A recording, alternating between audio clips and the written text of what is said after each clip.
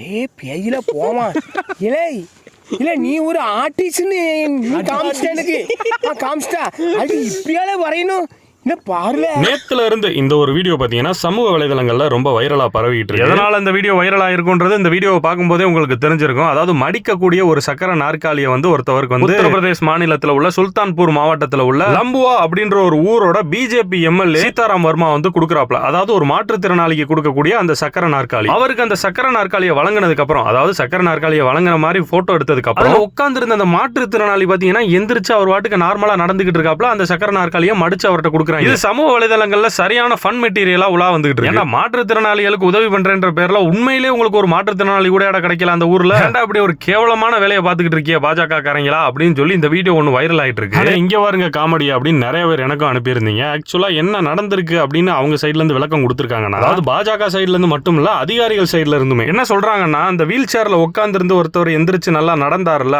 அவருக்கு அந்த wheel chair கிடையாது. ஏன்னா அவர் மாற்றுத்திறனாளியே கிடையாது. அவரோட பையன் ஒரு மாற்றுத்திறனாளி. அவருக்கு தான் அந்த மடிக்கக்கூடிய வகையில உள்ள அந்த வீல் சேர் கொடுக்குறாங்க. அதை வாங்க வர்றதுக்கு அந்த பையனுக்கு உடம்பு சரியில்லை, அதனால அவரோட அப்பா வந்து வாங்குறாரு. அதுக்காக எடுத்த ஒரு வீடியோ தான் இது. இது பாத்தீங்கன்னா ஃபன் மெட்டீரியலா மாதிரி இப்போ வந்து உலா வந்து. சோ இதுல ட்ரோல் பண்றதுக்குலாம் ஒண்ணுமே கிடையாது. ஃபேக் நியூஸை யாரும் ஸ்ப்ரெட் பண்ண வேண்டாம். கமெண்ட்ல நீயா இது அப்படின்லாம் யாரும் கமெண்ட் பண்ண வேண்டாம். எனக்கு பிஜேபி மேல 1000 இல்ல 10,000 மாற்று கருத்து இருக்கு. அதுக்காக மத்த சில்லற பயிலுக மாதிரி பிடிக்காத கட்சின்றதுக்காண்டி பொய் செய்தியை பரப்பி புளியறவே நான் கிடையாது. உண்மை எதுவோ அது பக்கம் நிக்கணும். எது நியாயம்னு தோணுதோ அதுதான் பேசணும்.